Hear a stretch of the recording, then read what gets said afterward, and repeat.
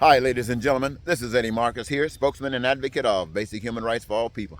I tried to get out to this park and make this post for you before the sun went down, but a couple of people stopped by the house and I had to engage them. And so now I have to be out here without this lighting.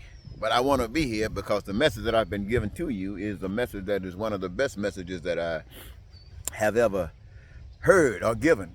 I asked the Lord, I was praying, I said, Lord, for 40 years I've been talking, but it hasn't been catching on. What am I doing wrong? Is there something I need to say, a way I need to say it, a different group that I need to say it to? What is the problem? And I was led to just go back and tell it to him straight, the way I was taught. And what was I taught? I was taught, number one, to tell you all America people, and what I say to Americans, I say to people all over the world. In America, God wants you to know that we as a people are on the path to hell. We are on the path to hell. Everything we are doing it against God. You see, God gave us choice. But the thing of it is, you got the one choice is righteousness. That's the answer to all problems. And we have your choice. Your choice could be anything, and it is any and everything. But it doesn't work when it comes down to life. It does not work at all when it comes down to life. And yet, it is your choice. Now, when your choice aligns with the Father's choice, then we can have that heavenliness that we talk about all the time. Here's the thing, ladies and gentlemen, is this. The key to experiencing the heavenly life is basically knowing what it is made of. The heavenly life involves everybody that would experience heaven engage itself in the process. Now, what does that mean? That means everybody got to have a career, a job. Everybody got to have a job. But not just any job. It's a job that you love, a job that gives you your greatest joy. Everybody working in this system, participating, being a part of the creative process. You're producing. All of us are engaged. And by doing that, ladies and gentlemen, that entitles us to any and everything that we want out of America that exists in America at the hands of America. What happens? The resources come from God.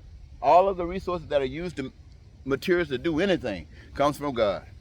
The people that's going to do it come from God. The gifts and talents come from God. What to do to our mind comes from God.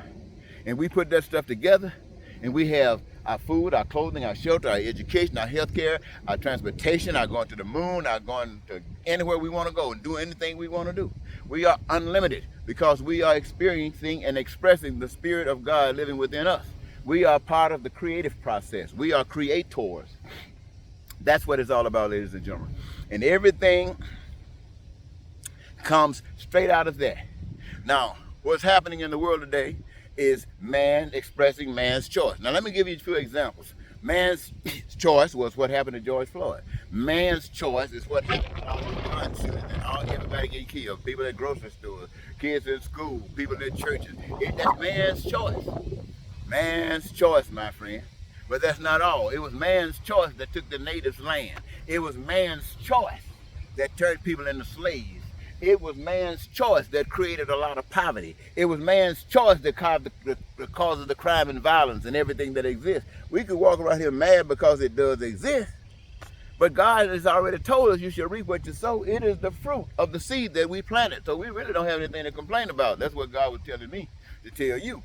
And when you used to ask me to pray to God that you could have or some food or you can have a house or something like that, God told me to tell you all of your answers, all of your prayers have already been answered. All you got to do is exercise your choice and cause it to happen. Exercise your choice and cause it to happen. Now, that might be asking too much because right now what I've just shared with you and the people out here who have changed God's plan and put money as the key, put money as the thing that could answer your prayers, and now they got billions of dollars stacked up. They got connections with business everywhere. They got power over this group and power over that group, got power over countries. And I'm coming here telling you, God said you can be free to live as though you in heaven. These people are not concerned about that. They've been doing that anyway. What they want is power. Power, power, power. And God has said that if you make your choice to be a slave, then you're a slave. Don't blame God. If you make a choice to suffer anything that they suffer at you by agreeing and feeling that that's the best way, that's because you do not know the truth. And so that's your choice. One day you will learn. So my message to all of us today, ladies and gentlemen, is that God has said that we're on the path to hell. Now I'm going to stop this now because the sun is going down and I'm getting kind of dark, but I will bring back some follow-ups.